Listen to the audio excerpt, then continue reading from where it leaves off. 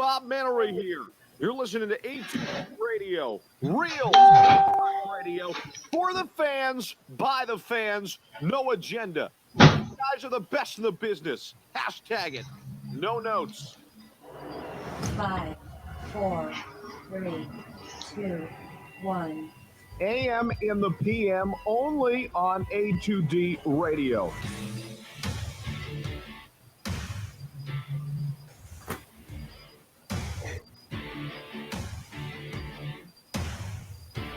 Tom and Brad, these guys are fucking awesome.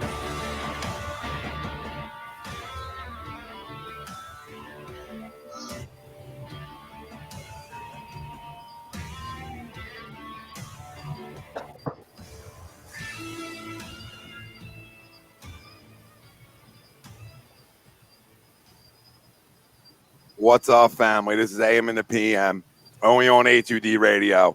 We're all live from our own Real Talk quarantine studios. And every Wednesday night, we are brought to you by our doc, Make 'em Yours. That's Dr. Paul Vidal, Specialized Physical Therapy, LLC, Burlington, Cherry Hill, Princeton locations. And the doc right now, up on technology, doing remote services. I mean, that's a GOAT move. That's Dr. Paul Vidal, Specialized Physical Therapy, LLC, Burlington, Cherry Hill, Princeton locations. Tom Arnone. Jules over there, Zach Barr, Steppy down in the corner, a.k.a. Greg Milakovic, Nick Giuliano, Zach Barr, Greg Milakovic, if you want full names. We're here. We're talking to you tonight, family. We're bringing tons of stuff to the table, even in a dead night. I mean, Jules, we talked about it before the show even started. Like, wow, there's actually that much going on it when there's no sports, and there is. We'll talk about quarantine activities later on the show. MLB return in June. So, to be honest with you, there's a legit chance, and major sources are talking about Major League Baseball going 100 games, no All-Star game, all right, and a World Series played at a neutral site, Dodger Stadium. So we'll talk about that throughout the show. NFL Eagles news, little CBS mock draft has the Eagles trading up to 13 for Jerry Jeudy. We'll talk about it if you'll do it.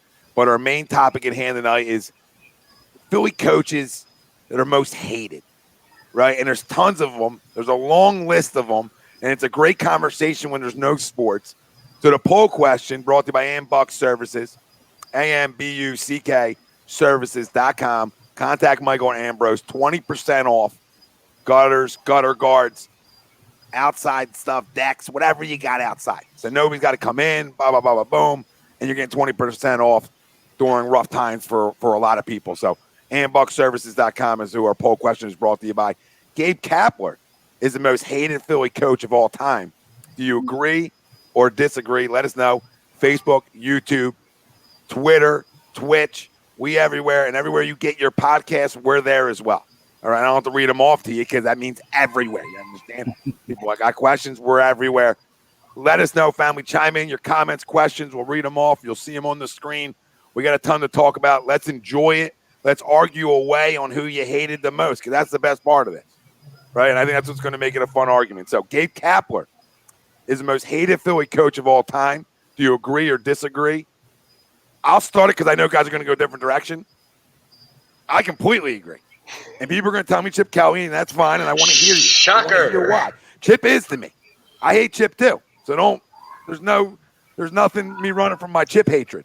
But Gabe Kapler single-handedly is the worst baseball coach I've ever witnessed in professional sports history. There's AAU guys, there's high school guys, there's college guys that are better suited, right, for a Major League Baseball role than Gabe Kapler was, all right? The locker room guys can like you, per se, but when you say weird shit all the time, people start not liking you. He was weird. He was different. Chip was different.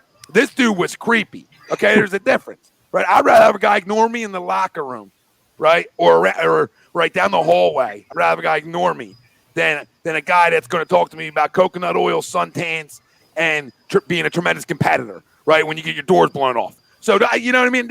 So I know where everybody's going to go with it, but Gabe Kapler, 2 times his baseball team in August collapsed.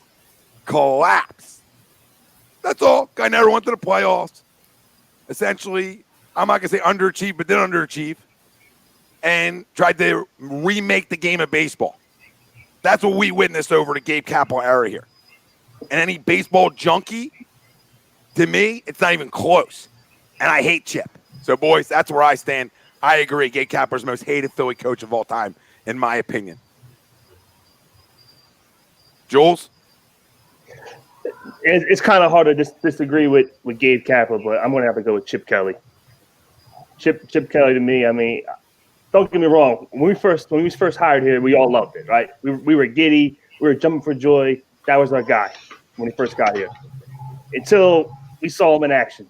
I mean, you give away LaShawn McCoy for an injury-prone middle linebacker who's, I think he's still in the league now. I'm not sure. We take him right now. Yeah, well, no, we would take him right now if he's still in the league. You cut Deshaun Jackson. Yeah, you bring in Stan Bradford, Sammy Swing Pass, who looked great in the third preseason game, but that was it. He looked good for 2 drives. That was it. Just the whole arrogance with him, thinking he was the smartest man in the room. You know, the remarks. He thought we were the dumbest fan base, but we can see right through him. I mean, the guy just didn't he didn't do enough in Philly. In terms of Chip, right? Yeah, in terms of Chip. Yeah, no, I get that. I just watch another guy reinvent the game. I watch another guy who was a little unorthodox in Chip and had quirks. I never put Deshaun on Chip. That's the only one. Every other move, I'll put right on him. Deshaun, as soon as the gang affiliations came out, that was Jeffrey Lurie. I'll stand by that one. That was all Jeffrey Lurie. Okay, because he's talking about his brand. It's his brand now. It's his brand. That one was on Jeffrey.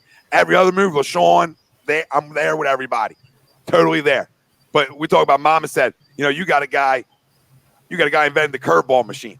Right? You got a guy invented a curveball machine. We talk about smoothies compared to curveball machines. This dude was way off. With the aviators, right? With the aviator glasses. Both guys made for the West Coast, though, by the way. Couldn't wear like baseball glasses. No, couldn't wear regular designer glasses. Couldn't wear Oakleys. He had to with the aviator. Yeah. Like, here you, baby. Where you driving? You driving down with the top down? Fucking Baywatch. Yeah. We'd see those guys in the weekend coaching an AU team. We're like, if we lose this guy and this team in aviators, you're all cut. Guys wearing aviators and jeans. Like, bro, I'm going to lose to you? That's me, Greg. Agree or disagree? Jules disagrees. He's going to go Chip Kelly. Where do you stand? There's a lot of good names out there. I'm going to agree because if you look at like a guy like Chip and a guy like Dave Hackstall, for example, another name that might be brought up, these guys, while they didn't cut it into pros, at least showed some sort of semblance of success at some level, right? Chip obviously at college, Hackstall obviously at college. You look around and there's a lot of college coaches that have shown that they just can't win in the pros and can't communicate and allow professional athletes to buy into their college-based system. So I'm not going to say that's just they just couldn't hack it or couldn't do it with that, right? And we just unfortunately for those couple were the first guinea pigs of that group. So I completely agree, and partially because I bought into it, and I didn't necessarily buy into Gabe per se, but I bought into the movement of going to the analytics side. And it was just Gabe was the guy that they threw us. If it would have been Aaron Boone, and I would have bought in to the analytics thought process that the Phillies were trying to push, just because that's where I thought the game was going, and it still is. But we obviously see that you need that balance of having a set of eyeballs, having a clue of how to play the game, and then also using the information that's now given to you as often as it is. So because I bought in so hard to not only just Gabe himself, but the move to the analytics side and then to get bamboozled literally 2 games into the year, I completely agree. And not even. First game out against Atlanta? Yeah, well, I bought into it, so I gave him a pass, but you're absolutely right, Tom. Like, first game, we're pulling Aaron Nola in the 4th inning. Like, huh? It's just what's going on? You're using your bullpen out in April. Like, there's a lot of, and I know Chip and Spidey said and chimed in and said the parallels of Chip and Gabe are uncanny, and he's 100% spot on because there's so many similarities with the two of weirdness and reinvention of the game. Like one wants to go so quick, right? And what it ended up hurting, it hurt his defense on the field too much. The other one wanted to go, well, if I throw a bunch of different guys every night, they won't get a feel, right? That was probably their thought process. Well, bro, you can't do that to your bullpen ever in Major League Baseball. You're wearing the hell out. It's too long of a season. So what happened? He wore them out. What happened to Chip Kelly's defenses as time went on? They wore out. And I'm talking about as years went on too. Right. They wore out. So you saw how both are similar in their reinvention of something that completely didn't work at this level. And Chip obviously got a chance to try to fix it in San Fran with no talent. They weren't good enough. But both, like I said, both are built for the West Coast. You know? Both are completely built for the West Coast. Zach, agree or disagree? Gabe Kapler's most hated Philly coach of all time. I'm sure in this city, he probably is. To me, there's no reason for me to hate Gabe Kapler. I knew Gabe Kapler was in over his head from the moment he stepped into that role. You're right that he's more suited for the West Coast. I think that's part of the reason why he's so hated in this city. But Gabe Kapler's an idiot. Let's start there. He's an idiot. I mean, the guy was in over his head. He's a moron that had no business in that role to begin with. I'm not bothered by that guy. Like, I knew what we were getting into. That guy was most likely not going to end well. But, you know, you're along for the ride at that point. I think Chip Kelly's actually a really, really smart guy. A very smart football mind that's obviously had a lot of success at multiple levels of football. When he comes into a situation like he did here and he just says, fuck everybody else's way of thinking, we're going with the way I do things, and you don't give a fuck about anybody else's opinion, you don't give a fuck about anybody else's feelings, you don't give a fuck about anybody else's input into anything, and you just do what you want to do.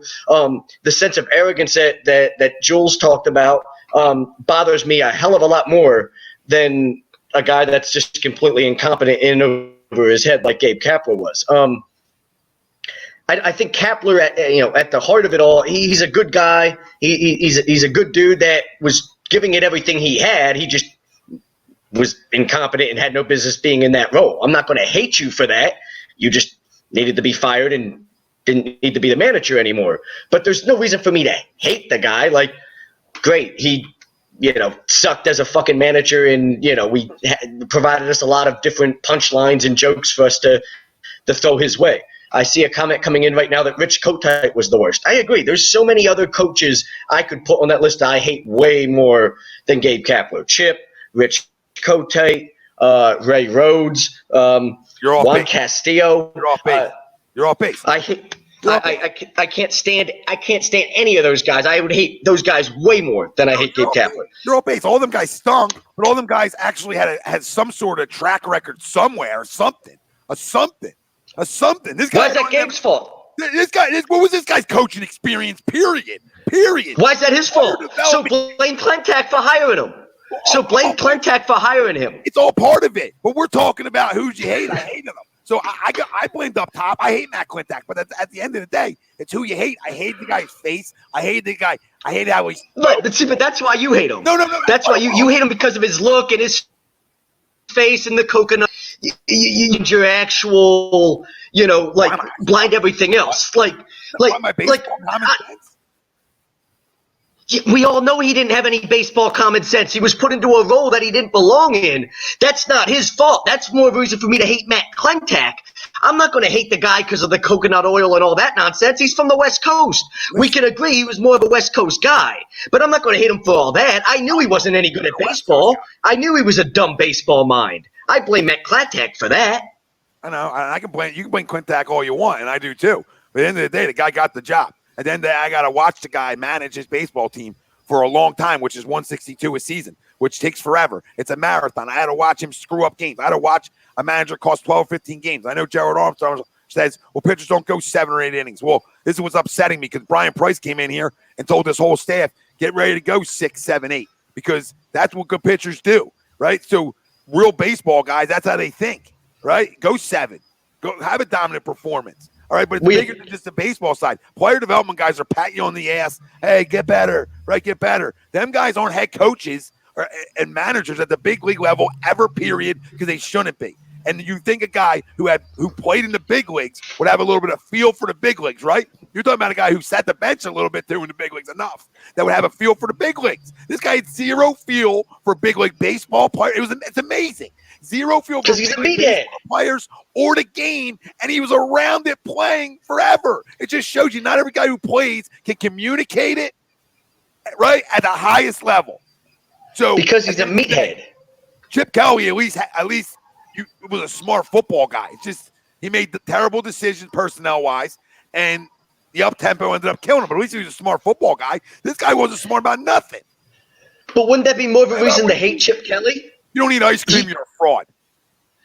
But wouldn't that be more of a reason to hate Chip Kelly? You felt like you had all this potential with Chip Kelly, an actual smart football guy, somebody that said, okay, what he's talking about makes sense. There's some potential with what he's doing here. And then it just completely crashes and burns because of his arrogance and his ignorance to the fact that, there's more to this than just, your football concepts. There's relationships and everything else that go into this. And he didn't understand any of that, the people skills and any of that. Like there was potential with Chip Kelly when he first got hired, and then it crashes and burns. I knew from the beginning with Gabe Kapler it was going to crash and burn. There was no potential. There was no, there was no thought process of any kind that made you think that could be successful. So to me, there was no reason to hate him. I knew what that was going to be. I hate the fact that Chip Kelly gave us hope, and then it just crashed and burned at the end. Well, it is what it is. Family chiming in. Anthony Ace, I can't say Chip Kelly is a bad coach because he did a great job at Oregon. Well, he didn't win anything at Oregon either. Nope. Yeah. Nope, didn't win anything at Oregon. Lost to Alabama. Okay, you won 10 games, 11 games a year in the Pac-12. Okay. So did Mike Leach. You know what I mean? Mike Leach is the GOAT. Yeah, I know, Greg. I know it took his job in NCAA. I was going to say. But Mike Leach is the GOAT. I love listening to that guy talk. Jake Friel, what's up, boys? Definitely disagree to the poll. For me, it's Chip Kelly. And I expected a lot of that from the fam. Brian Daly, what's good, fam? We had a few hated coaches in the city, Hacksaw, Gabe, Chip. But I think it's Gabe. Too many reasons to list. It makes sense. It makes sense. There's so many reasons. Have you ever seen a manager mismanage a bullpen worse than him? Yes. Absolutely. Sadly, yes. I mean, I've seen it for years and years and years, actually. There's been plenty of managers that have completely mismanaged a bullpen in the same way Gabe did. I was going to say, we could have run this show just on Phillies managers alone.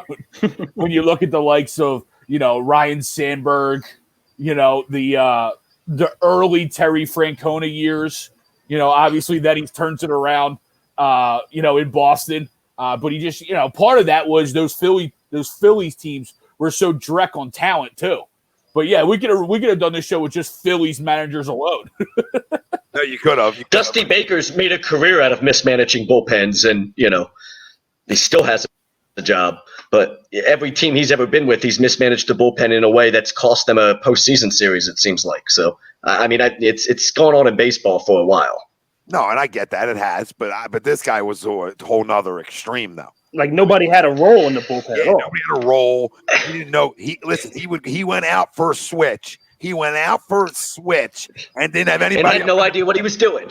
Had nobody up. Yes. But that makes me laugh. To me, that makes us like this guy's a fucking idiot. That doesn't make me hate the guy. That just means how the fuck did this guy get a job? No, that to me is like one of those things I laugh at. Like that belongs in a stand-up comedy routine. Hold on. Come on. I'm invested. I'm invested as a fan. I'm invested in the damn game. It don't make me laugh when you go out there. It makes me.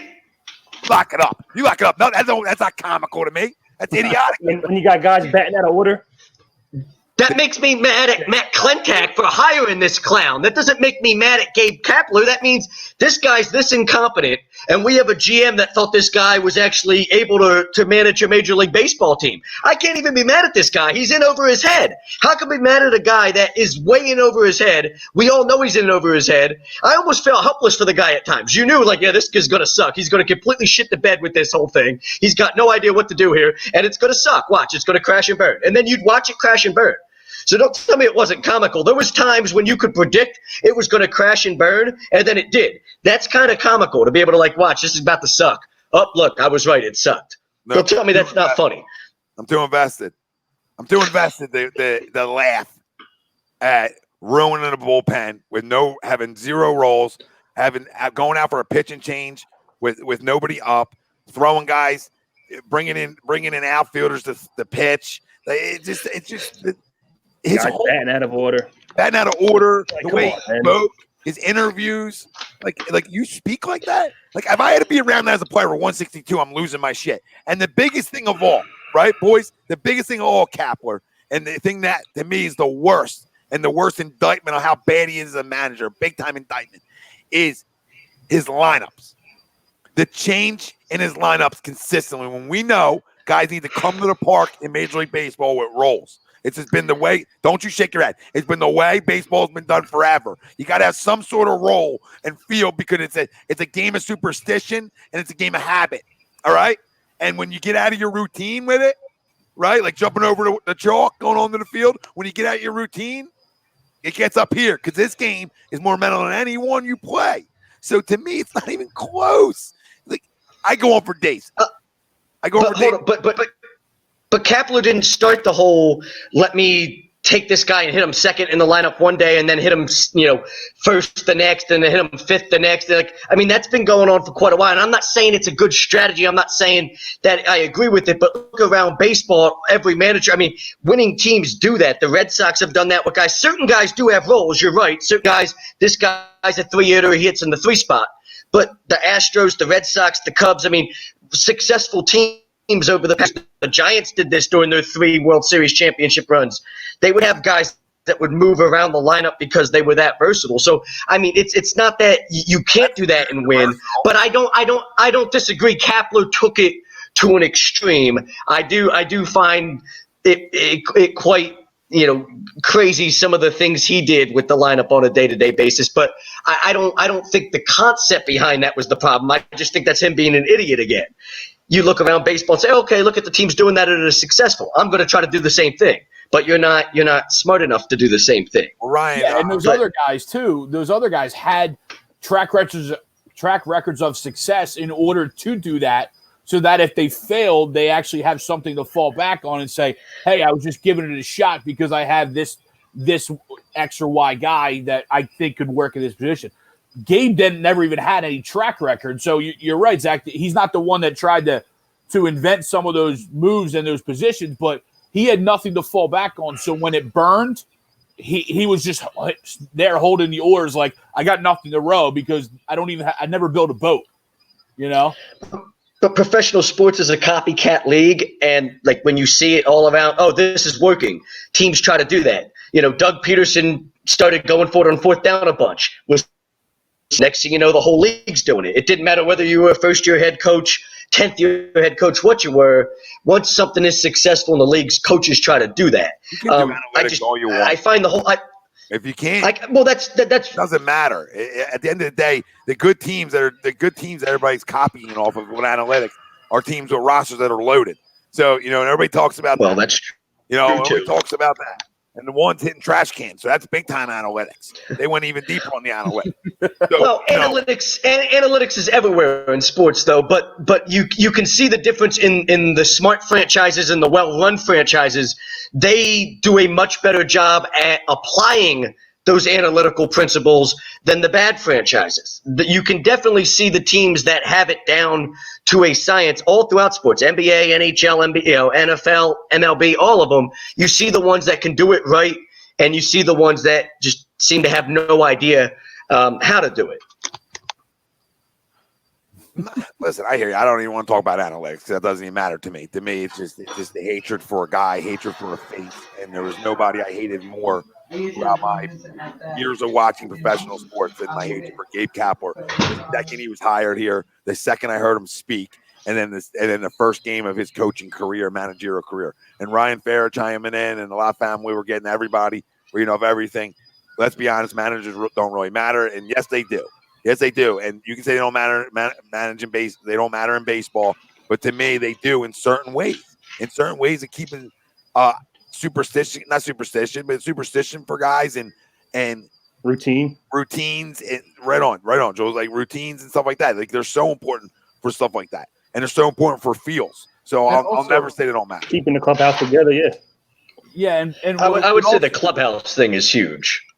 No, agreed, absolutely. But the other side of it too is baseball is such a reactionary game, especially from a coaching standpoint, that either you're the team out there going and making something happen and scoring runs, the other team's got to react, or you're the team that has to try and make a comeback and react. So the manager's chess game is so much more magnified in a baseball game, and especially in the National League with the pitcher and the good old double switch and the double move, that the managers matter more probably in the Major League Baseball and NFL, probably more than any other two sports, in my opinion. Agree. Absolutely agree. So Family chiming in, Eric Jacinto, Chip Kelly is more hated because of the hype he had. Gabe had no hype coming in, and nobody thought he would be good. And that's fair, and I understand that argument. I totally understand that argument, but to me, it falls on doesn't matter if a guy was supposed to be good for me to like him or not. I can have pure hatred for a guy, even if he wasn't supposed to have a good team or they weren't supposed to have good years. I can still have hatred. I watched a team that could play last year. I watched a team that had talent on the roster, and him flat out mismanaged it the entire year. So to me, I get the other side of it. Like, he wasn't supposed to do anything. So that means that we can't hate him. He should be hated just as much. And listen, to be honest with you, I think we hate them both. Can I say one thing to it? Can I respond to that in one way? Because there's a big ass bug over here almost tried to attack me. In Florida, hey, be careful. No, I look at that as the idea of you hated him from the beginning coming in because of everything else that went with it. He could have won us a World Series, and you still might have hated him because of all the other the coconut oil and other nonsense that came with it. I hate any Ball family son, Lonzo Ball, LaMelo Ball, LaJello Ball, any of the other motherfuckers that he might have from coming out that are going to go into the NBA at any point, simply because his dad is who he is. But that doesn't necessarily make it an accurate thing to sit there and say which one should be hated more. Just, does Kapler deserve to be hated more than Chip Kelly or even other options on this list by the Philly fan base? Yes. Just because you personally have that agenda? Or is that just something that you personally feel? You don't like all the coconut oil and all that, which I get. Do your oil all day. It's the mismanaging of a baseball team for as long as he was here. A baseball team that wasn't going to be any good anyway. Yes, they were. They were in first place at times, and they mismanaged and fell out of it in August. So when they were in first place, were they a good enough? But when they were in first place, were they in first place because they were an actually good enough team to be in first place? Like, I'm getting back to the idea that what Eric Jacinto talked about to go along with what we discussed earlier with Chip and the hype that came in. Chip was actually supposed to do something. Holding on the show that I do. I'm not holding on. Knock it off. You have an agenda because you think it's comical and it's cute. I got an agenda which isn't an agenda. I don't think it's cute. It's factual statements how he ruined the baseball club. All right, he ruined how. And did Chip Kelly not ruin an even more promising football team? You're telling me that the Eagles football team was not even that was actually a promising Super Bowl contending football team that Chip Kelly didn't ruin? You're not more mad about that? Stop it. Super Bowl contending football team. Relax. It was a good. They had the potential to grow into that. If you make the right personnel moves, they had the potential to grow into that. Don't act like they didn't. Nope. Chip Kelly was brought here. Chip Kelly was brought here to win a Super Bowl. Jules, Greg, were they Super Bowl contending football teams over Chip Kelly Harris? No, I wouldn't say Super Bowl contending. No, because we got rid of Andy because we thought that team and that group had reached its peak and it was on the downside. Exactly. And he was brought in to try to a lot of holes in that winner. On the defensive side of the ball, there was still a lot of holes. Yeah. So did we not hire Chip to try to build a Super Bowl winner? Was he not brought in here to try to take us to the next step, get us over the hump, and he never could get us over? Was that not what the hell the point of hiring him was? Yeah, but that wasn't your argument, though. You said that they already had a Super Bowl contending team. Yeah. No, the point was we brought him in here with the idea of we're going to build a Super Bowl contending team. We've got this coach that's going to be this new school style of thinking. This is going to be a team we're now going to go to the next level. We're going to build this roster. We're going to go win Super Bowls. And everybody was all excited about the idea that Chip Kelly, was going to bring this new style of football in here, this new school football, and we were going to, love it, and we're going to win football games with it, and it was going to be one of these great things. And then he crashed and burned. It was 1 week. It was 1 week essentially. Tom, Flip that with you Gabe love Kapler Chip and the Kelly. Phillies. That first New year, Tom, analytics approach. did you not? But Gabe Kapler was an idiot. Yeah. But everything you just explained on Chip Kelly, though, was the same thing with Gabe Kapler. We had gone away from the old school Pete McCann, Charlie Manuel, Ryan Sandberg way. We were moving into a new school, new analytics with a number one ace, with a team that we were hoping that all these new analytics could be Moneyball 7.0 with this new coconut oil coach. And then how'd that work out? And listen, but Chip Kelly actually had the track record. Gabe didn't. But listen, I know. Well, that makes it even worse. The thing with Chip is you're talking about Super Bowl contending team. They weren't close to that, and you got fooled year one because it worked, and then teams caught on. So there was no like we had a good year one. We didn't win a playoff game. We didn't go deep. No, we went 10-6, won the NFC East, and that was it. And that was it. But didn't you? There. So it wasn't. But didn't you love his philosophies, Tom, from the beginning? You talked about the big people beat up little people and that type of stuff. Like, didn't you talk about? But it never worked out though. It didn't work out. I agree, but did the city not buy into that? Did our fan base not buy into that first year? That hey, this guy's taking us places. You know what? This has got some potential here. He sold us. He's a worse con Of course he did. Carol Baskins. Well, that's why I hate him. That's my point. That's why I hate him. He's a con artist. But the other guy I can't stand the con artist. The other guy. What was the other? The other guy actually made us believe he was going to win us anything. The other guy was a moron. We knew the other guy wasn't going to win shit. I actually thought we had a chance to win something with Chip. That's what pisses me off. I thought we had a chance, and then we crash and burn. I knew we had no chance with Gabe.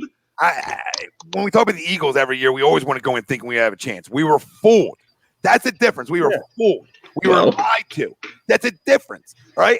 It's a big difference. Like, do I not like Chip Kelly? I don't like him. But year one, we liked him. So let me make this. Year one, we didn't like Kapler. That's why it's pure hatred. At least, like, we bought in the Chip and we're lied to. So it's more disappointment. It's more feel like you lied to us compared to a guy that we just hated from day one. To me, that's more pure hatred than a guy that we just, we took that. We took a fast-paced offense, and we can get plays off in 10 seconds against Washington. We were all jacked up. We were all jazzy. We were all probably running out of our fucking house after the Monday Night Football game. Like, look at this offense. Look at this offense. We were all doing it, okay? But at the end of the day, people caught up to it. I guess we view hatred differently because I'm going to hate the guy that I felt like gave me something to believe in more than I'm going to hate the guy that I had no belief in to begin with. Like, Chip actually gave me something to believe in and then pulls the rug out from under me. I'm going to hate that guy that I felt like is a con artist that completely sold me down a river. You know, he's trying to sell a ketchup popsicle to a person in white gloves, and we bought that. We bought it. I hate that way more than a guy that I never believed in. Hold on. I got a question for everybody. So you just said, hold on, let me read off the comments, and we'll get to the question in a minute. Eric Jacinto, I hated Chip from day one myself. Never wanted him hired. I gave him a chance though. And you're in a minority then. You're in a minority of people that didn't like him. But like people were talking about this team was so deep because of McCoy, Macklin, and LaShawn. Like, no, they weren't. They didn't have a good enough quarterback. Michael Vick wasn't going to be healthy for a full year. So that ruined any hopes of that. And Nick Foles at the time, don't even tell me they were going to win a ring. Chip Kelly was going to win a ring with Nick Foles. No, they weren't. That roster wasn't even close to 2017. 2017 team would roll any of Chip's teams, any one of them. So I don't even want to hear that. They weren't good enough yet. A lot of your vets weren't vets yet. All right? Didn't grow into their roles yet. So a lot of guys weren't ready. Brandon Graham's in the world, right? Fletcher in a way. Lane. These guys were still growing to become vets. So it's not like it was the product was you got a bunch of guys 28, 29. It's win now. Besides McCoy, Macklin, and Deshaun, it wasn't deep. You had no corners. Exactly. That's exactly what I was going to bring up. We talk about how bad our secondary was the last 2-3 years. You remember how bad they were back then? Bradley Fletcher, Carrie Williams. I mean, the list goes on. You're right. Terrible names.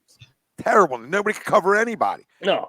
The defense wasn't good enough. No, it wasn't. Anybody that had a feel for football knew we weren't going to win a Super Bowl with that kind of defense. And again, that team won 4 games. That team, when Andy Reid got fired or let go, after that season, it was 4. They won 4 games. There was So one how addition good- of Lane Johnson to that roster. Was the How only good addition. were they if they only won 4 games? Yep. Yeah, you're But right. they were supposed to be. A rookie Lane Johnson They was. was the only big addition to that football team, and from 1 year to the next. You know what I mean? That was it, because that's who they drafted with Chip's first year. Would they draft Lane and Zach, right? Year one. Yeah, So Zach Ertz. but rookies, but puppies. But that was the only additions to it. So it was still essentially maybe a 5-6 win team that won 10. But because of the gimmick. Because of the gimmick. That's the only reason they won 10 was because of a gimmick. Sure. But you had a 3 to 5 year plan with Chip, didn't you? At the time when you hired him, it was supposed to be a 3 to 5 year plan. We're going to have a Super Bowl team 3 to 5 years from now. And you actually went from being a playoff team your first year with him, and you got worse in those 3 years than you did better. Like, the idea when you hired him was you were supposed to go from where you were, and you were going to grow into that championship team over the next few years. Well, the same thing with the Phillies. The Phillies told us in 2019, 2018 season that they were going to compete and they were going to contend. So when it first got hired, we expected to contend within that stretch at some point. Who expected? The president of our organization, our Matt Quintac and Andy McPhail all told us in 2018, 2019 in that area they were going to be ready to win. Yeah, but none of us believed that. We all knew that was a bunch of nonsense. We all knew they were trying to fucking Did they not pull the rug over our eyes and try to tell Bryce Harper before the season last year? Were they not trying to win games? Did I miss something? Yeah, well, last year was year 2 of that process. But when they told us that when they first hired Gabe Kapler, I mean, who honestly in their right mind believed, we're winning anything right now? Well, yeah, and who honestly even believed? But everything leading up to hiring Gabe screams they want to win by 2018, 2019, because you had a manager that if you were just going to get by in Pete Buchanan, you could have just let go. You could have just continued that, that muck of just nothing if you didn't think you had a roster. But no, you went and hired Matt Quintac's guy, put a target on his back and Quintac's back, as you mentioned before, and said, hey, this is the guy that's going to get us over the top because of his analytics, his progressive thinking, blah, blah, blah, blah, blah. Yeah, year 2, we got Harper, but that was because we collapsed so bad in year 1. Yeah. We were like, all right, what do we got to do to help this? Let's go get us a superstar. Year 1, remember, we went and signed Arrieta and Carlos Santana to big contracts because, hey, we got to get vets in here for this coach to have some talent around him. And they proceeded to have the worst years of their career with this guy at the helm. That was. I just need the rep round top 3 most hated guys. Thoughts, Jules? No, I don't think so either. Zach? No. It wouldn't be in my top 3 at this point. No, I mean, I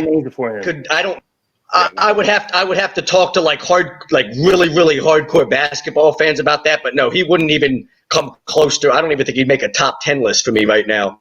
Although I could see it if it continued this way over the next year and he didn't lose his job, continue the next year, I could see it continuing to grow with the frustration level. Maybe top 3 disappointing if it doesn't go. If we don't ever win a championship, I wouldn't say top 3 most hated. Exactly, disappointing is a better word. Yeah. And I think that's the phrase you use for Chip Kelly if he didn't burn all the ships before he left, right? So, I mean, if he didn't trade these guys and just failed, it would have been a different story. The personal attacks that Eagles fans feel are the lifers he traded or let go or release, or whatever the case may be, right? So that's where Eagles fans drew a line in the sand with Chip Kelly. That's where it became pure hatred because now you're getting rid of guys we love. So that's where it became a different story. And in terms of Gabe Kapler, they gave him some weapons last year offensively. A team that should have hit. That team should have hit. And the fact that he moved guys around and flip-flop guys all over the place and guys had the worst years of their career. When you talk about anybody who played for Gabe Kapler had the worst years of their career while batting-wise, while under Gabe Kapler, that's all you need to know. Under Chip Kelly, somebody just set it up in the comments. Antonio Garcia. Let's not act like Nick Foles never threw 27 and 2. Guys had offensively career years under Chip Kelly. Guys did. That's factual. Career years offensively under Chip Kelly. Nobody offensively for the Philadelphia Phillies even sniffed their average years everybody was below average years. That's all you need to know. It's over. Even more of a reason for me to hate Chip Kelly. If he's sitting here giving me hope, giving me this idea that Nick Foles can literally throw 27 touchdowns to 2 interceptions in a year, that he can make guys that good, that can give me this belief and this hope that, hey, we can actually build a Super Bowl team with this guy as my head coach. Yeah, if I'm going to be disappointed, maybe you guys are right, disappointed is the better word, but you know what? I damn sure hate a guy that's disappointing me a hell of a lot more than a guy I had no expectations in to begin with. I don't hate the person I had no expectations in to begin with. I didn't expect anything from you. But if I expect something from you and I get disappointed and let down in that fashion, I damn sure I'm going to hate you a hell of a lot more. I hear you. Quick question from Eric Jacinto. We'll get this one real quick. Does Brett Brown keep his job whether the NBA comes back in the summer or not? I think he keeps it if they don't finish it off. Yeah, I mean, I would have to think unless something drastic happens when they're not playing, then yeah, he keeps his job at least to start the year. Great. If it just ends right now.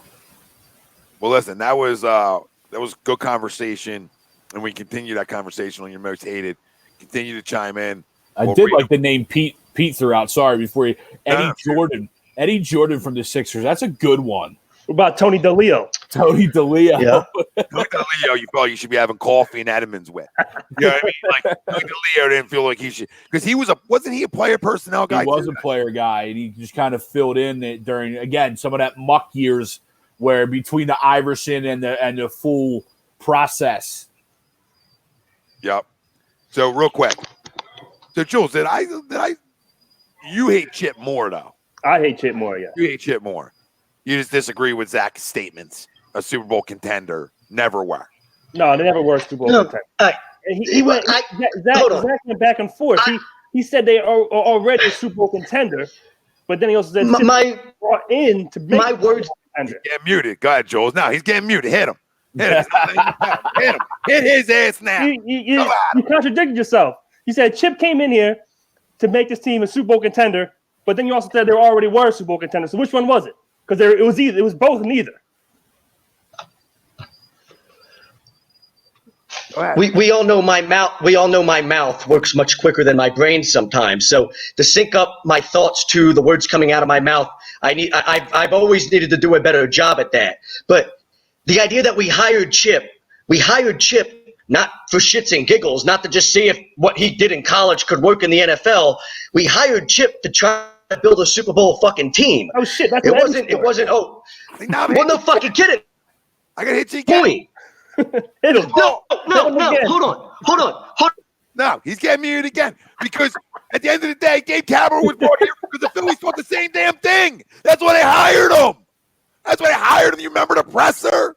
That Quintac was literally tickling his ball sack because they thought they were reinventing baseball. And he was crying at his exit presser. He couldn't answer questions about his buddy. Right? So sometimes I got to hit you. Now we'll let you back. All right, he's back. We'll continue reading comments. Can I respond at least to that? No, you're not allowed to respond, Zach. Oh, okay, fine. No, I mean, Kapler obviously was hired, and they tried to feed us all this nonsense that he was going to win us something, but nobody bought that. There was a different idea when you hired Kelly and they tried to feed us this. We're going to. Well, Greg, you're a problem if you actually bought that. Like I don't see anybody in this fan base that legitimately bought the idea that Kapler was going to win us anything. I think 90% of the Eagles fan base bought into the idea of Chip Kelly being able to win us something. Like that was a legitimate thought when we hired Chip Kelly. I just think it was more. Yeah, you've got a pipe dream here with the idea that Kapler's going to win you anything. Like that wasn't a legitimate thing that anybody bought into. I mean, maybe there's more people like Greg than I think. Well, there are because I'm awesome. But no, anyway. But when you have a front office making a coaching change, as a fan, don't you always buy into that coach? Whether you're right, whether you truly realize it or not, isn't that part of being a fan that you want to think that your front office and your GM and your president and your owner, they all buy into this guy and they think that this guy is the guy to get you over the hump? No. Is that what being a fan's about? Hope. Being a fan is all about hope. You can have judgment. You cannot believe it, but it's all about hope. So anytime you bring in a new regime, you hope it's gonna work. You look for positives even if there isn't any. Yeah. Right? That's what you do as a fan. That's what we're supposed to do. Do you? You don't. But what if you're smart enough to realize it's really not going to work? You don't bring in a new regime, new coach to get you to the next coach. Yeah, You know what I'm saying? That's what bad. That's what Right. That's what bad organizations do. Not the ones that are big market. That's what small market teams do. Not big market. So when we talk about our four major sports, they're big market. So we shouldn't have these in between guys. Matt Klintak hired him as his hire, right? As his guy. Went out on a limb for him. Okay, so I don't want to hear nothing about it. But the Phillies aren't a well-run organization right now. Let's not act like they are. The Phillies are not well-run at all at the moment. Saying that, but that's not the question, and that's not the debate. What the debate is who's hated more. And at the end of the day, the only reason Chip Kelly's going to get more votes in this is because Eagles Nation's bigger. That's the only reason. Are you sure it's not because more people had actual hope for that the Gabe situation where people all? No, I think the hate comes from him getting rid of some of the players, and that's where it really comes from. And the failure, not as much. We hate anybody that fails for the Eagles, so that's easy, right? So that's easy because we're diehards there. So that's fair, right? Anybody who fails for the Eagles, we're done on them. We don't wish them success anywhere. But it's not besides Andy because Andy was successful. Okay, that's Andy. We didn't wish anybody good luck anywhere. So at the end of the day, if he was just not successful, it would have been like, okay, Chip, this didn't work. We wouldn't hate him. But the fact that he went and got rid of guys is why Jules agrees with the poll question, because that's where the hatred comes in. You let guys go to that we love, that we adored here. So that's where that ties in at. As soon as you get rid of, like if Kapler was here and he got rid of Harper hypothetically, that hate would be skyrocketing because you're getting rid of guys that people relate to and love.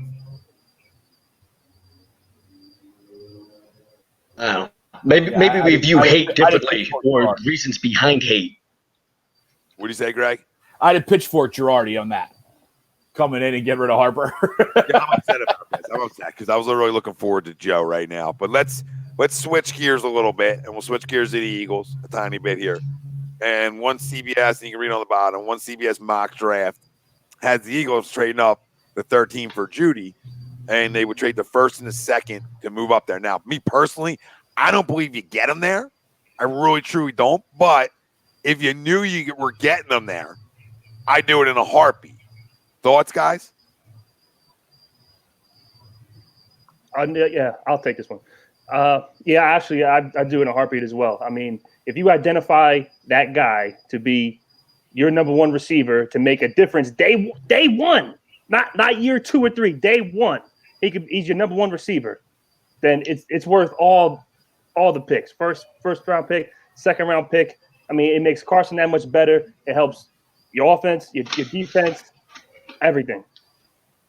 Yeah, I mean, it's similar to what you did to go get Carson Wentz, right? Jules, you said it. If you identify as this is your guy and you're okay as an organization giving up a first and a second and going up, and this is your guy, this is your can't miss, because we all know how he's missed in the draft. So if you're going to go up and get your guy and do it, I'm good with it. You know what I mean? I would absolutely do it. But at the same time, as much as I would love it, there'd be a little part of me that still would be nervous just because we could use help elsewhere as well. And I'm not saying wide receiver isn't a need, and I would love Judy, so I would do it. But it's like, you better make sure you hit on that, though, because that first and a second could turn into, a wide receiver, linebacker, wide receiver, cornerback in some fashion, right? That could potentially equal what Judy is. But I would absolutely, if that was the deal, I would do it. Yeah, and I think you have to. And I understand there's other needs, and I'm right with Jules that day one, impactful, my favorite player in this draft. That's why I don't feel like he falls to 13. But I've been stressing it before to Yannick the other day that I'll give up whatever I got to get up to get up to 8, whatever I got to do. If you believe in him. Now, I wouldn't do it for anybody but Judy. I know people like Lamb more. To me, Judy, I know is going to be a miss. The other guys, to me like any other prospect or unknowns. I feel like Judy's just not an unknown for me. I've watched too much of him, seen him play too much. They'd be like, oh, this is a run-of-the-mill guy. This is a guy who comes around once every 5 years type player to me. Not 10. Like, he's not generational, but I think he's good. Like, really that good where most guys aren't impactful year one like he will be at the wide receiver position. Zach, you go up to 13. You give up a first and a second if you could get Judy at 13.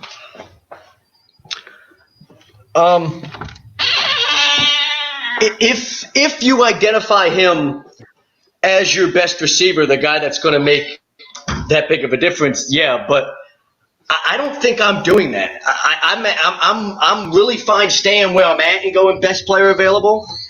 And to be honest, on top of that, I'd be more comfortable trading back even, before I would talk about, like, not trading back out of the first round, but trading back, like, to later in the first round, acquiring another second or third round pick. I think I would talk more about that before I would talk about trading up to 13. But if you do feel like Judy's making that difference, he's the guy that's the number one receiver. He's a guy that's stepping into this offense and is everything that you need him to be. I'm okay with making the move. Personally, I don't think I would do it. Okay, I know the Fix was talking about some other moves, and we can bring them up as well a little bit. Would you rather trade out of the first round and say get a second and a third out of it? Would you do that?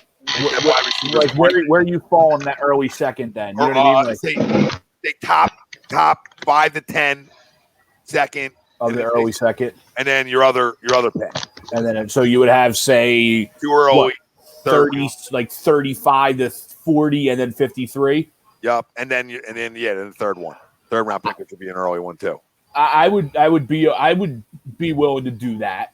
The only problem to me with that is kind of like we all just agreed is if you target Judy or Lamb as your guys and then you drop back, you're obviously not getting either of those, and then you're probably looking at your Chenault, who's coming off an injury, T. Higgins, right? You're looking at that second tier group of wide receivers who, yes, it's very deep and might be very, very, talented, like a KJ Hamler, for example, Denzel Mims, Ayok from Arizona State. Those guys are very talented, but are they that solution, that Judy, that Lamb solution to your offense, in there in the second round? On the flip side, though, you do get an extra pick to where you can then maybe address linebacker, cornerback, stuff like that. So I'm good with either thing. I really am. I do like, as Zach said, I like the trade back and the Fix talked about earlier. I do like that. But if Judy's your guy, go get him. Now, how are you guys? Now, a lot of mocks, okay, and the most I've read today, and I know, Jules, you're a mock cat, and right. So a lot of the mocks I've read today have us going defense. I seen the edge rusher from LSU. The sophomore Queen. No, not Queen. Another guy. I seen Kason. Yes, seen him at 21. Le'Veon Kason or whatever. I seen another at one 21. Tom. Yes. Okay. I see another one. Seeing us taking a linebacker, not Queen, and I see another was taking a linebacker being Queen. So Murray from Oklahoma. Yeah, that's the other one. Yep, I've seen a lot of mocks have. Jules, we were talking about it the other day, right? Yes, all three, by the way. Same defense. I think what Howie Roseman wants to do, honestly, is put a top 5 defense on the field. Mm-hmm. I think he feels, and I feel this way. Your best friend for a quarterback, and Jules, we talk about this ad nauseum all the time. Great defense. If you got a lights out defense, right, it makes everything up for you. Look at Brady last year. Brady had a down year. He wasn't Brady anymore. He wasn't Tom anymore. That defense was lights out. Historically good. Good. So if you can put a defense together like that and a front together that can beat you up. So if it's the edge rushers from LSU, I'm all in. I want to go get the quarterback. Yep. If it's a middle linebacker, I'm in. I just want the best player on the board outside of a quarterback, and that's it. But I want a guy to play day one, so I don't want to tackle. You know what I mean? Because I want a guy to play day one. But, I mean, I even said if a running back's the best guy on the board at 21, I'm taking him. Because I need as many weapons as I can get. Miles Sanders can't touch the ball 25 damn times a game, and you expect him to be healthy in December. He'll be shot. That's why most teams use double backfields. So, and that's where I think they go. I wouldn't be surprised if they went defense. Guys, Jules, that's why I wanted your opinion. The mocks you see, where are they mostly going? They're mostly going receiver. Recently, who came out one today? Somebody from NFL Network came out today. They haven't taken Jefferson at 21, and he's risen up the boards a little bit. But I'm not settling for a Jefferson or a Higgins from Clemson at 21 if the other guys are off the board. I won't trade back. I'll stay at 21, and I'll go defense. I'll take, like you said, Patrick Queen, C.J. Henderson, the corner from Florida. Oh, yeah. And you're right. If all those other receivers are off the board, a guy like Henderson or a guy like Kason, as Tom, you pointed out, those guys are dropping then, right? So then those guys might be available, or even the safety from Alabama, right? We know we made the move to move Jalen back there, but if you can go get a top end safety, you got McKinney and you got Del Pitt from LSU. Go get it. You're right. Best available wherever you're at. And listen, and Chuck It Up on YouTube says best friend for a QB is a running game.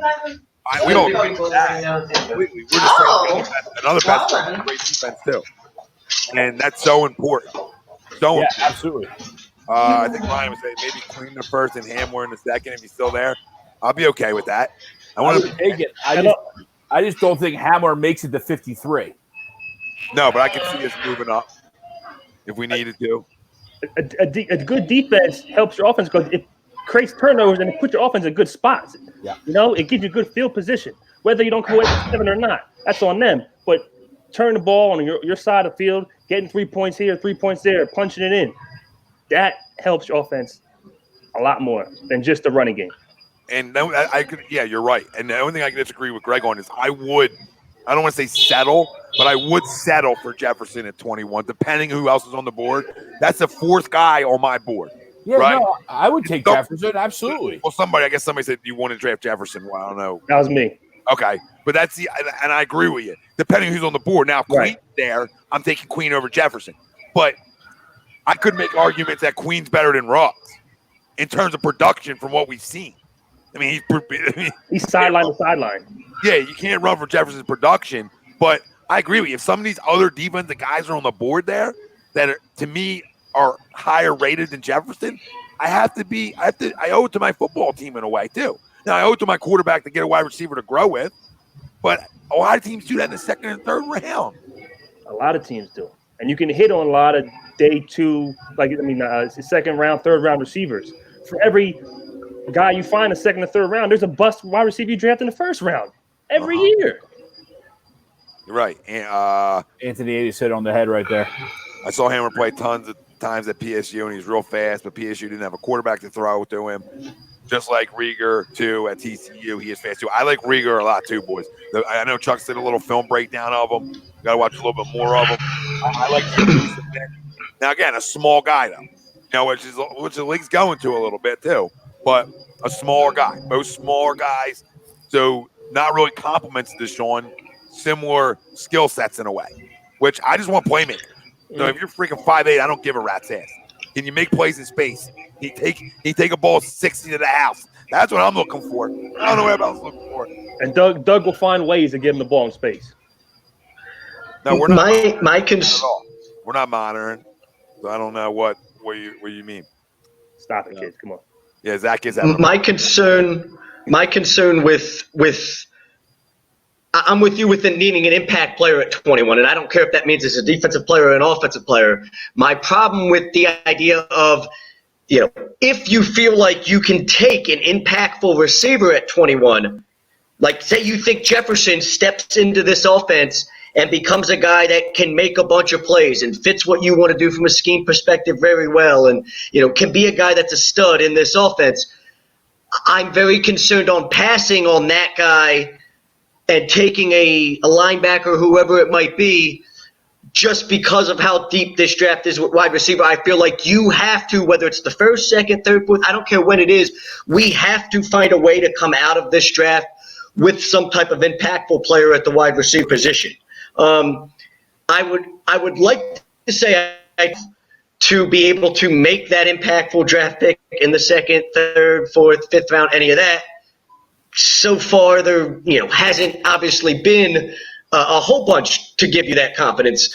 But I'm okay with taking somebody that's not a wide receiver at 21, as long as it's an impact player that makes a difference for this football team right away. And then on top of it, we find a way to find a receiver that can make plays in this offense right away later on. If it is Hamler, if it is Rager, if it's somebody like that, great.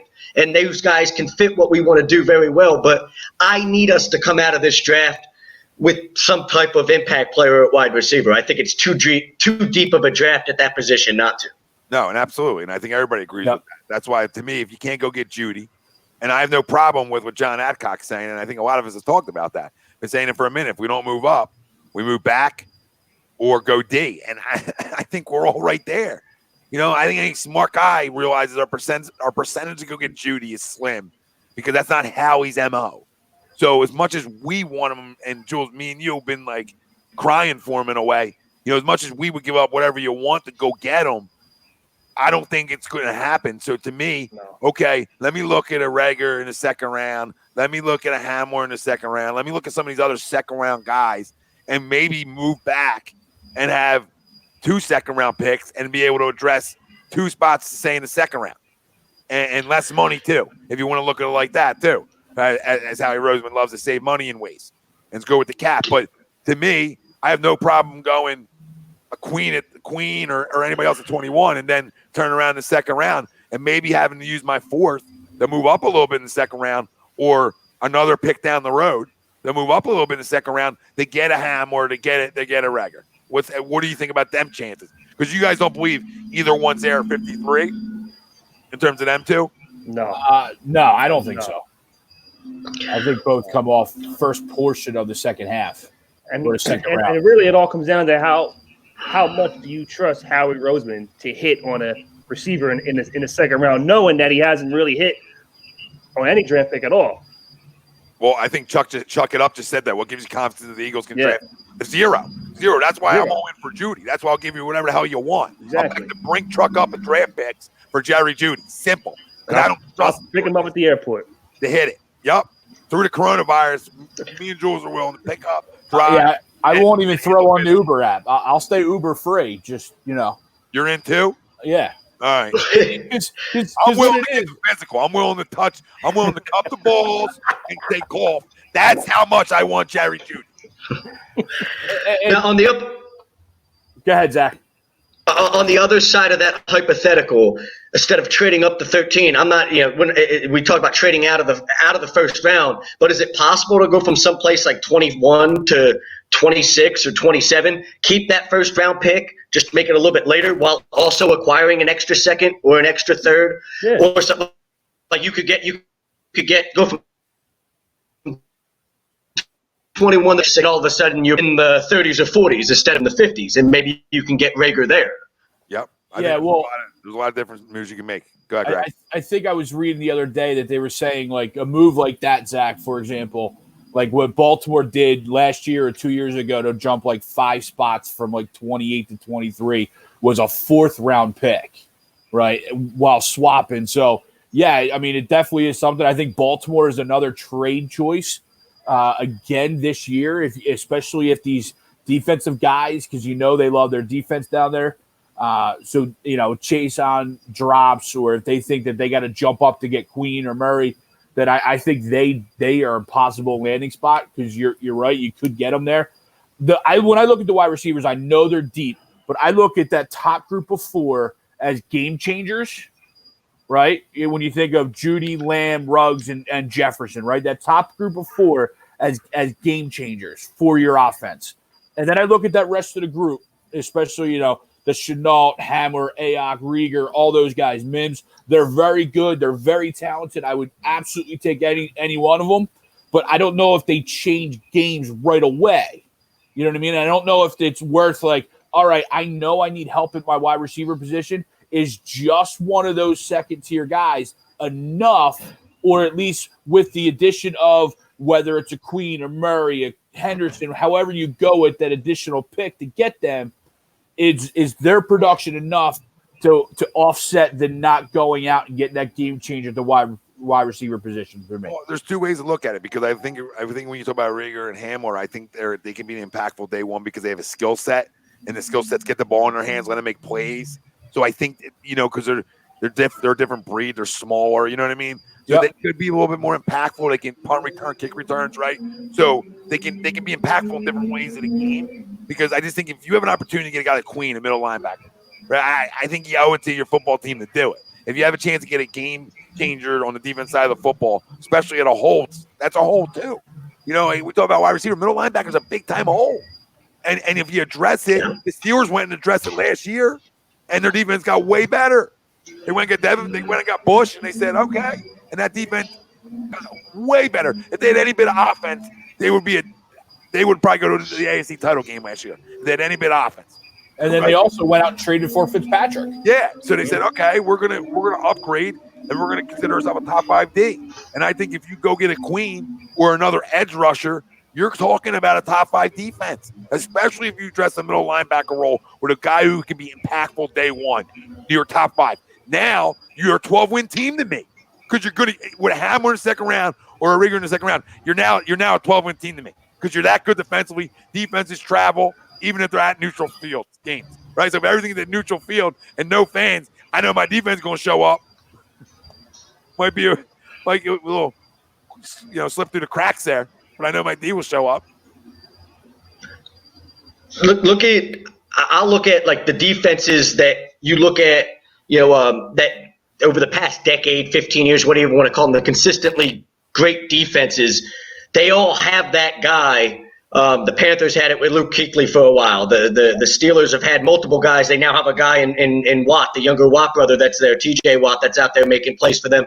All those teams seem to find a way to have a guy that is playing in the middle of the field somewhere that is that much of an impactful player, where he does change games, and impacts games enough where, he can take over games for you at time on that side of the football, and it makes enough of a difference to justify drafting, any type of guy like that at that position.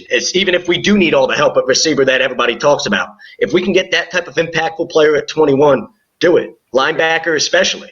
Look what our boy Bryce is saying, boys. I mean, I'm right. Henderson's a beast too. I told you, I'll go get Henderson, put him alongside Slay, and bring him along slowly, because Slay's going to cover number 1 everywhere. Because listen, if I can get off the field on third downs consistently, if I can put my offense back on the field, the more reps you take offensively, the more you get into a rhythm. So the more I can get into a rhythm offensively, the better, right? This team, even with a Henderson or Queen, they're a 12-win football team because they're that good defensively. Now, you talk about how easy it becomes on a young linebacker to play linebacker with this front in front of you, with the likes of Fletcher Cox, Hargrave, Malik Jackson. Like, man, I would love to be a middle linebacker playing with them guys, right, boys? Oh, absolutely, because you're not going to have many guys slip through the defensive line to get to the second level. Yeah, and then if they do, you have that secondary behind you to get your back, right? Yep. You got one-on-ones. Like you're not going to have to shed many blocks, because guys eat up so many blocks. And Fletcher, we know how many blocks he eats up, on a consistent basis. So to me, a middle linebacker like Queen will step in here and, to me, be impactful day one, make us even better. So, and when was it last? We haven't had one probably since Trot. That Trot, I think. That's that attitude that we're talking about. All the stiffs we had: Gokong, Stuart Bradley, Mark Semino. They had Mark Semino was the reason Trotter came back. So many people. Now, Nigel was a good one for a minute. No, Nigel was a good one. But like we know he wasn't drafted. Yeah. No, draft-wise, we're terrible at it. Draft-wise, we're terrible. They're not. That's why we don't do it. You know what I mean? People wonder why we don't do it. This is why we don't do it, because he's not good at it. Nigel was a great tackler, but he was also limited in what he could do in coverage-wise. And he couldn't rush the pass. He was just a good open field tackler, and he can make plays. We got lucky. We got lucky with Jordan Hicks, I guess, and he just couldn't stay healthy, and then we let him go, and he's balling out again in Arizona, wherever he signed. 150 tackles in Arizona. Yeah. Yeah. But if you're gonna stay healthy in one place, isn't it Arizona? You know what I mean? Like Exactly. It's so spot on. the weather, the dome, like there's no issues in Arizona. No. Great, It's easy to find a doctor out there, right? Great defenses have great middle linebackers. Yep. Yeah. Not a guy you bring in from the Chargers. No, not a guy you bring in from the Chargers. Not a Nate Gary that you make into a linebacker that was a safety. Don't Band-Aid it. But look at last year too. Like, what'd you say, Greg? Sorry. But look at last year. You didn't sign C.J. Mosley because of the money. You brought in an L.J. Fort, and for whatever reason, didn't fit your system. But yet he's extended and signed and a starting middle linebacker for one of the best defenses in the NFL in Baltimore. Yep. So it's like you're right. Even that though, Tom, you're right. Was a Band-Aid, and still didn't work. But it's still just what are you looking at the linebacker position that none of these guys fit your system? Maybe that's the bigger question we got to ask. True. And I think it's misses, and I think it's coaching too. When you talk about position coaches, I think it's so important to guys' growth and development. Listen, it's just I'll read off this one because I know this guy Bill's been on this forever. In this year's 2020 draft, the Philadelphia Eagles draft Jerry Jeudy, and he's been on it for a while. So if it happens, I'll give him credit. Come on, you gotta give the woo. Well, I'm not wooing. Woo! I know Ryan mentioned earlier the British Open has been canceled. Official announcement coming tomorrow for the Goff family out there. Oh boy. Nicholas Parks, thank you. Have a great night. See you, Nick, Nick. appreciate it, pal. Brother. Raheem Jackson, trade scenario. Trade our second round pick this year and Derek Barnett along with one of our fours for another late first round pick. That'll be too much. To trade. I don't even understand this fucking trade scenario. Why would we? What is the point of this? Yeah, I mean, what would be your target then late there?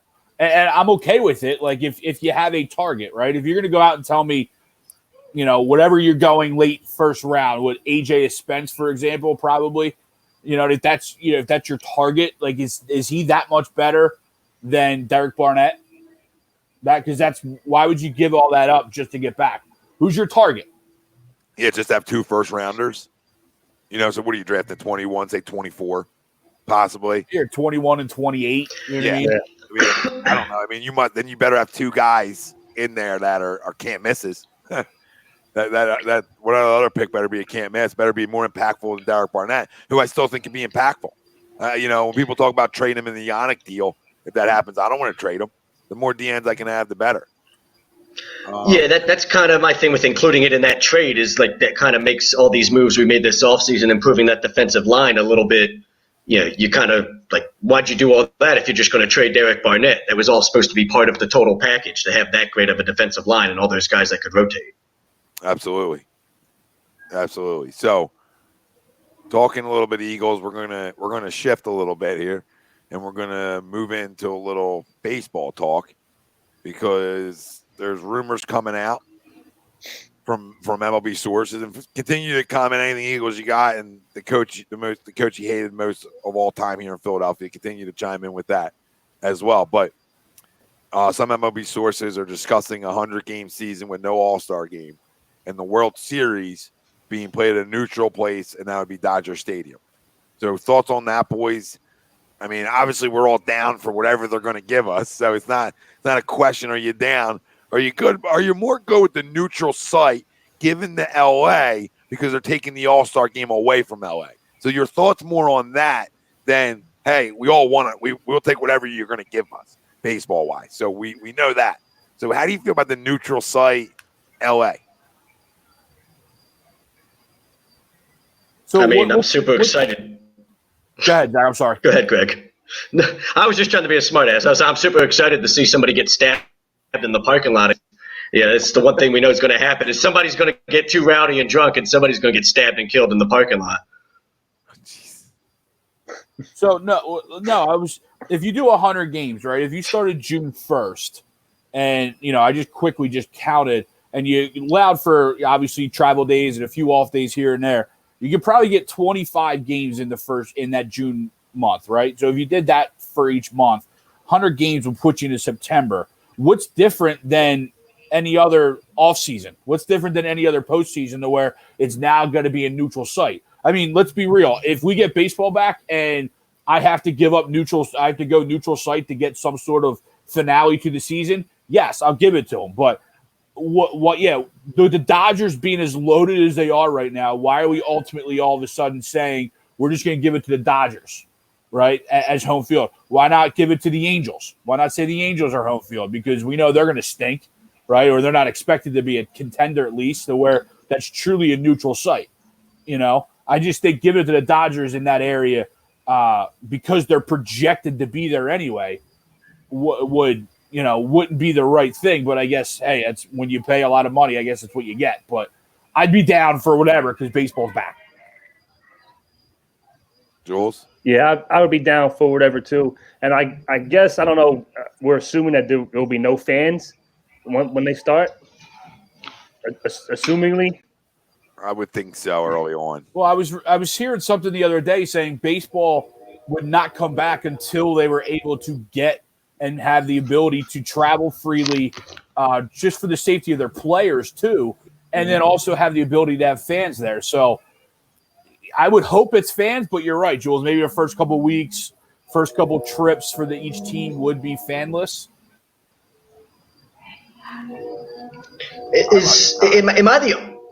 Am I the only one that's like more intrigued by the idea that like you had the World Series at a place like Wrigley or Fenway, someplace historical where you're like, hey, this place actually means something to the game of baseball? Like, what about Dodger Stadium makes it such an exciting place to host the World Series? I don't like really know if I understand that concept. Just the climate, I think, because in September, October, that's why they were doing it. The weather in California and specifically Los Angeles isn't going to be 30 degrees like it would be anywhere in the Northeast. But why does that matter? Well, listen, it shouldn't matter. It shouldn't have anything to do with it because it's normal, like Greg said.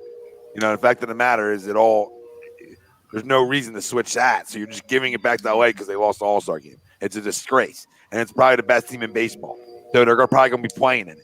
So you're essentially giving them home field. You're kissing their fucking asses what you're doing. Because the Astros cheated, you got to give something back to them. And this is what you're trying to do. You're trying to hand deliver them son of a bitches a ring. So they'll play all 7 goddamn games at home. All 7. What's worse? The fucking trash cans? What's worse? Trash cans or playing all 7 goddamn games at home? They're both egregious. Both are egregious. I didn't have a problem with it when I was coming on the show. The more I think about it, I got a major issue with it. Major issue. Because if you were talking about playing in December, then fine. I get it. I get the warm climate. You're talking about playing in the same weather you've been playing in forever. Or if you really want to go truly neutral, why don't you go in Miami and play where the Marlins are playing? I was about to bring that up. We know they're not going to be anywhere near the playoffs. Give Jeter some money. And they're begging to put asses in the seats, right? They want to put asses in the seats. And then Marlins guy doesn't have to go anywhere for all the games. He can just stay home. I mean, I think we're all down for whatever they decide to do, and we'll complain, and that's fine. But give us something to complain about. I'm fine with it. But at the end of the day, do what's right for the game. Give him money to LA. LA don't need no more money. So we don't got to get back to LA. Let's calm down, right? You want to get back to a small market team that's taking a big hit like Miami or Tampa or places that their team. Tampa might be there. Everybody go Tampa. I'm saying don't draw. Like, you know what I mean? Playing that shithole. But you know what I'm saying? Like, give it teams that don't draw. Yeah. And even if they did win the World Series, it would still be looked at as tainted because they played all 7 games at home. Yeah. I want to give it to them. I might as well hit trash cans. Yeah. And blow whistles. The Rangers are opening up a new park. You can go do it in Texas and Dallas. Exactly. So there's good parks you can do, and it doesn't have to be there. But they're trying to give back to the Dodgers and trying to hand deliver them a damn ring. I know exactly what baseball is doing. If baseball was smart, they would have never approved the Mookie Betts deal, right? I would have said nope, that ain't going through. Well, that was their way of giving something to the Dodgers without truly punishing the Red Sox without coming out and actually punishing the Red Sox. So you're absolutely right. It's like a backhanded, like, okay, we'll give this to you just because we know we really screwed up everywhere else. Yeah, nobody else was getting that trade approved. Are you kidding me? They give up nothing. Nothing for a top 3 player in baseball. Nothing. Yeah. Nothing. I do hope June is, and I saw a snippet the other day that MLS is looking for like a mid-May to late May return too. So like I think a lot of people are starting to look at that late May, Memorial Day, June portion of potentially resuming some sort of sporting activity. So if we can just get to there, let's go. Typical Dodgers would happen, that it would be at Dodger Stadium and they would lose in the NLCS. Yeah, Dave Roberts would choke it away anyway. Yep. He wouldn't pitch his closer in a close situation. He'd start Kenley Jansen that game instead of closing him. Here you go. Put it in Olympic Stadium in Montreal, since they're so fixed on putting a team back in Montreal. See if that draws. See how many fastest they can put in the seat up there. Might not be allowed across the border, though. That'll be an issue. Got to be an issue. There's always going to be some hiccup involved here. Might not be allowed across. So you might be stuck there. But I know we're going to talk about the NBA in a second here too when we segue into there. But okay, gun to your head, guys. Gun to your head. I want a start date for Major League Baseball. Gun to your head. Now, let's just say no fans, right? I know Greg talked about just however you want to look at it. When does it start? Fans or not? You don't have to tie that in. If you want to, you can say it starts this day with fans, this day without. Jules, when does Major League Baseball come back? Middle of June. Middle of June. That's not a date, Jules. Come on. June 15th. June 15th. That's a Monday. I'll give it to you.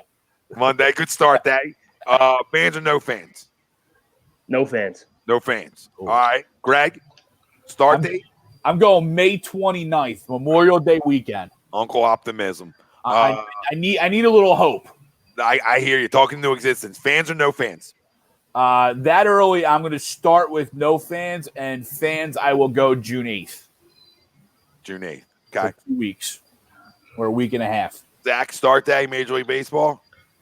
I'll just go June 1st because I've kind of been riding this whole wave that everything will be closer to being able to get back going underway closer to that date than any other date I can come up with. So I'm just going to stick with it. But I'm kind of in minority with I think they're going to play the whole season without fans. I think there's a really good chance they could go the whole year without wanting to have fans of any kind. Maybe up until they get to that World Series neutral site, and then maybe they reintroduce that. But I don't see at any point in the summer. I think people are this scared about everything with the pandemic. June, July, August, September. I wouldn't be surprised if they play a whole year without fans. I'm with you. I really am. I'm with you that they're going to play. Let's go, Bryce. Sorry, Tom. No. Yeah, I love Bryce. I love what Bryce is saying. I would love it for a May start, but to me, I'm right with you. I'm like, I'll say the first week of June. I will say June 1st. You already said it, so I got to sort of switch it up. But I'll go. Friday's the 5th. I'm looking at the calendar right now. Okay. Let's go Friday the 5th. They start. No fans, and they're going to do this for TV money. I mean, that's what matters more than the fans. They need the TV revenue, and they know if they how desperate people are for sports that they're going to crush it. That's why the NBA is trying, that we're going to talk about in a minute, trying to do the same thing because they know the TV revenue is where they make their money. That's really where they make their money. Seat licensing, all that, I get that you make your money that way. And to me, they're going to do some kind of virtual stuff probably there and try to work that in if they have to. But I'll say fans back in September, late August. Fans come back for the stretch run of stuff. At least that's what I'm hoping for. But I'm just hoping baseball starts. I don't give a rat's ass if there's fans, no fans, 5 fans. I don't care. Just give it back to us. I agree. Tom, would you be surprised to piggyback a little bit off of what you talked about with them trying to find some type of way? Obviously, the TV money is always going to be there, but the seat licensing and all that, maybe there's some type of way for them to try to introduce a package to people, some type of online subscription package. Everybody can watch if they pay a certain amount of money, per month or whatever, or pay a one-time fee or whatever, and now you have access to watch games, MLB.com or whatever it might be. I think they come up with some type of special package for all that. Yeah, like a virtual process. You know what I mean? Yeah. where Yeah, you can watch the game from home. yeah, like you're almost sitting in your seats. Like, You're Right. sitting in the seats of the stadium almost. That's how I look at it. yeah, You can make money. Yeah. People Yeah. make money. No, I think it's one of those things. The opposite, Zach. I think they give that away free. You know what I mean? Like so, like because we can't have people in the stands.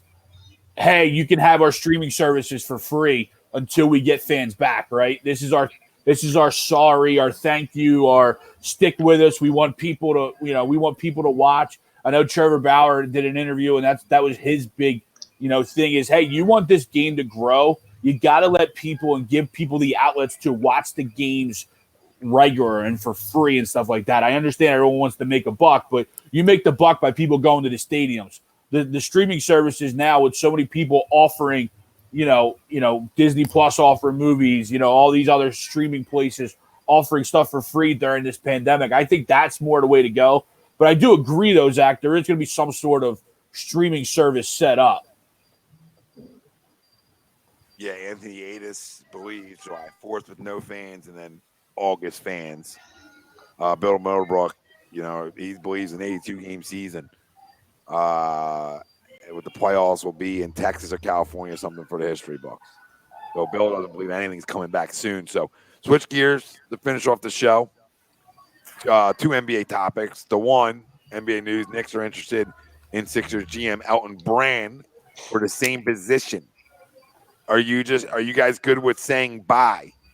So stay or go for Elton Brand. See ya. See ya. See ya. Zach, go with Elton. I'm not losing sleep over him leaving. It's if the Knicks want to be the worst basketball, worst organization in basketball and continue to be the worst organization in basketball. I mean, that's what bad organizations do. What the hell Knock yourself out. What have the Knicks seen in him to draw interest other than write bad contracts, bad max deals, bad draft picks? I mean, he had late draft picks anyway, usually late 20s. But we still drafted Korkmaz over Siakam. I mean, somebody dropped the ball there. It's all part of James Dolan master plan. He needs to find somebody, the fans, that can hate more than him. So, bring in somebody else to call the shots. Yeah. You throw money at Harris. You bring in Al Horford, who doesn't really seem to fit. Yeah, and I'm not saying everything Elton's done has been bad, right? There's also some cards that he was dealt that didn't necessarily help him, right? But but I think that's to the point to where, I'm okay with him if someone else wants to, give him the money and someone else wants to make him that position, then I'm okay saying goodbye. It's not like I'm not going to put everything at his feet because that's not fair. But at the same time, like Jules said, there's been, he's got owned in a couple trades. He's gotten owned in a couple different, signings and decisions and stuff like that I will put at his feet to where if someone else wants to take him, I'll say goodbye. I'm not, but I also wouldn't hate if he stayed because he has. I'm not going to say he's been terrible, but still got to see a little bit more. Yeah. I'm good either way. I'm not gonna like you guys said, I'm not gonna lose sleep if he goes. I would like for him to stay because I'm a big fan of continuity and keeping your front office intact if they're competent. I think he's competent. You know what I mean? So has he missed on things? Yeah. Some of that I want to attribute to being a young GM that I think has the ability to grow. So I'm not in a rush to get rid of him. But if the Knicks want to, I don't know, give more money and it's a more intriguing job for him, I feel like he's too smart of a basketball guy to go work for James Dolan.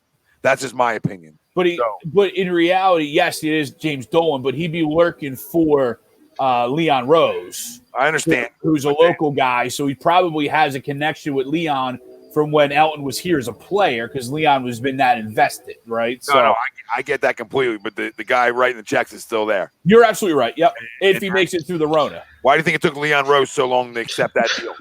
Yeah, if he makes it through the Rona. What do you think it took Leon Rose so long for? They really sign on the dotted line. Now, and Leon's got a network for himself, obviously, being as an agent, and having people that have helped him, obviously acquire his agency and his agent and his players. So he's got a network himself. You're right, though, but he does need a face as a GM to allow, his plan to be made. So Bryce chiming in here and says basketball May 25th, fans June 10th. And now it's going to be our last question sort of conversation is they're talking about for the East Coast playing the playoffs down in Atlantic City Take my money. because they have the rooms for the players. And then they're talking about playing the West Coast in Vegas. So they're talking about going no fans, just players, and I guess finishing off their season or a 16-team playoff is what they're talking about. So we'll see. But you guys thought in that start, Bryce made the basketball finish their season and get in the playoffs. Thoughts finish off their season? Did they cut it to like 10 games? Where do you think they do, and when do you think they start? Yeah, I mean, I think you would have to. I'm in for that playoff scenario, right? I know, understand there's probably no fans, but if Vegas and Atlantic City are back open, then that means the sports books are back open. So even though I might not be able to watch the games live, I can go down to the sports book. At no point were these casinos open for the public, so they're just open.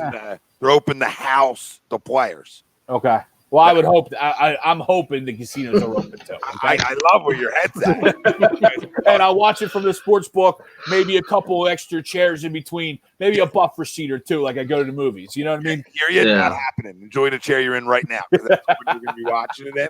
So, but regardless, I would be in for something. I do think basketball, hockey, whenever they come back, you're going to need a 2 to 3 week, 8 to 10, 6 to 10 games type of end of regular season / preseason. If you're going to jump right into the playoffs, it's not fair to the players to then jump right into a meaningful situation without some sort of restart season, right? Yeah, you got to get your legs underneath you. I think 10 games is about where for hockey and NBA they need to sort of gear up and rev up and ramp up. For playoffs. I know Ryan Brodo 100% for the NBA playoff scenario. I think I think everybody is like, I'll one up you, I'll 110 you. I mean, give me anything. I don't. And when we all bitched. It's funny when it's all started, we all bitched about, man, I gotta do this with no fans. Shit, I'll take that in a heartbeat right now. Yeah, remember how pissed we were that March Madness would go with no fans? What are you doing? All those fans, all those mid-majors get no love. We would take that right now. See, I don't think I like the charity, but to me, I don't need exhibition. They're going to need game. They're going to need finish off regular season type games. You know what I mean? Yeah. More so than an exhibition. It can't be like a preseason. It has to be competitive because you're going into playoff basketball. So you have to have some meaningful games down the stretch for guys. He says 120. I'll go 130. 120, 130, 140, 150, 160, 170. I don't know, how good it will be for basketball if they did that, but I think it would, you want to get over this coronavirus pandemic, take every member from 16 basketball teams and throw them all in a single hotel or multiple hotels in Atlantic City and let them all, associate there for a few weeks. You'll come back with a lot scarier things than COVID-19. So, it's a good way to get over this little virus, Send them there, let them come back with the clap and all other types of shit. We'll have plenty of things to talk about. Yeah. That Atlantic City talent isn't anything like that Vegas talent. They might spread the disease worse. We might be talking about AIDS. Yeah. Magic. Going to have a whole nother pandemic get spread and coming out of there. The same lady who was in the AIDS, who was always next to Trump, when she was back in the AIDS, she'll be talking again about the AIDS. She'll think she went a time machine. You have 82 Magics running around. Nobody want to play basketball. Bunch of Karl Malones. No parts of them. Not touching them. The Jersey Shore is it's a dangerous place. But I'm in, and Yeah, I'm in. because you have the hotels to house some staff, personnel, and players, and if you keep them around each other for say 3 weeks, or just regular, let's just say for 10 games in the playoffs, you're keeping guys around each other, so you're keeping that bubble small anyway. So it's not like you're overwhelming it. As long as guys are all clear to go and you test guys before they go down there, and if you miss a game because of COVID-19, it's the same as missing a game because of a flu, I guess. Yeah. Not the flu. And- you know what I mean? Like And you let's said. be real. I mean, there's enough casinos down there and hotels to like put two teams in one to where they're not all in one spot, all in one area. You know what I mean?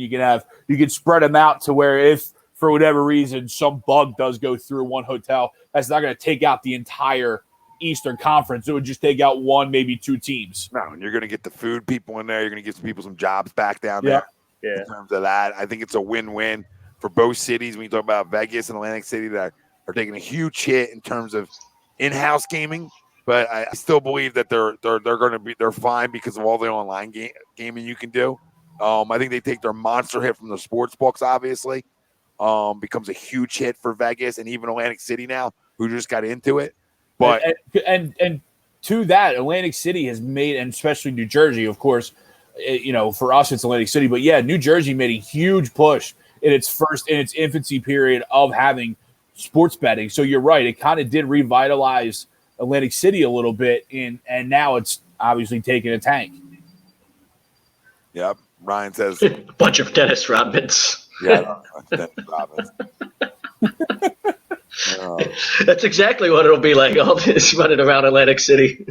I would love it, man. The stories out there from down there you get, You get stories regardless down there. I mean, then you add all this. I just think it'll be fun. Yeah, I think for players, I think it's great. I mean, that's why both cities work better than anywhere else. Is just because, not that the gym's high tech, but everything else that you're getting is the kind of hotels you'd be staying in.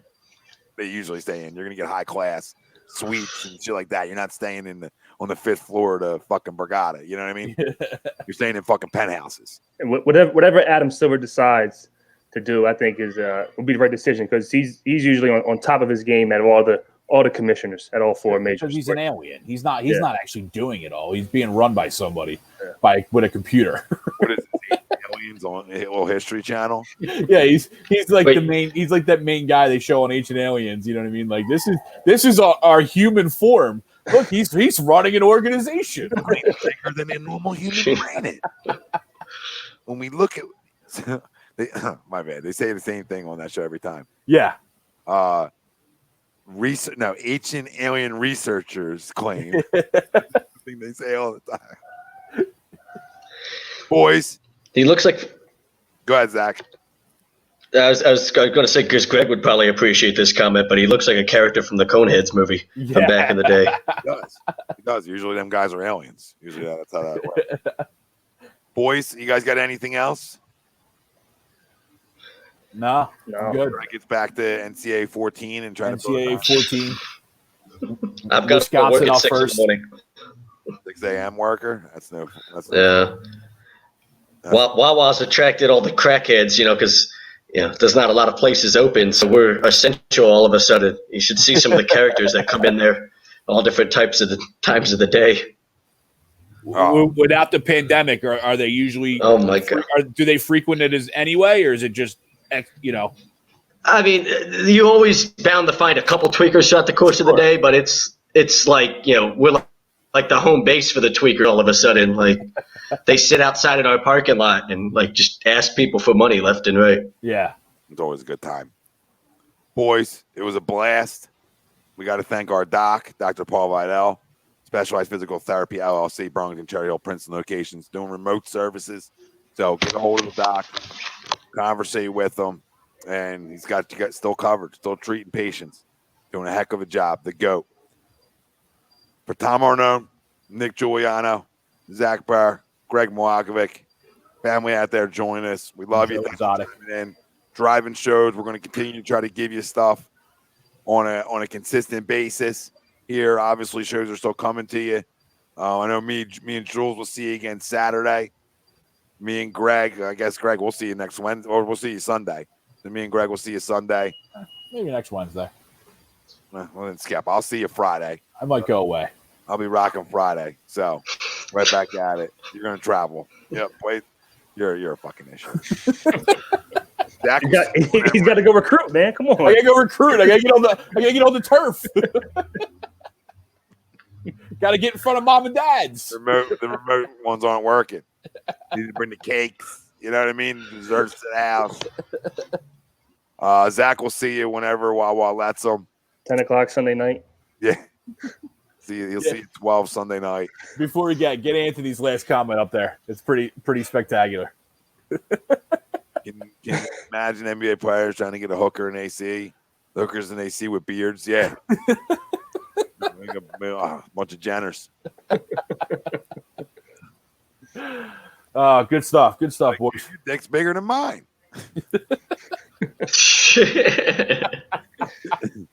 This has been AM and the PM. Thanks again, everybody, for chiming in. It's tough times with no sports. We try to just give you conversation starters like we did, and I thought it was a lot of fun, yelling back and forth about Kapler, Kelly. Both guys hated. Rich Kotite, another great name. And the list goes on guys. Eddie Jordan, another good name. So fun conversation tonight. Like, subscribe, follow if you haven't already. And like we said, shows daily. We're going to keep it running. Boys, stay safe. Stay fucking healthy. And according to Greg, just wash your hands and you're fine. Yeah, we're good. And we'll see you later. We out. Hygiene tips from Greg.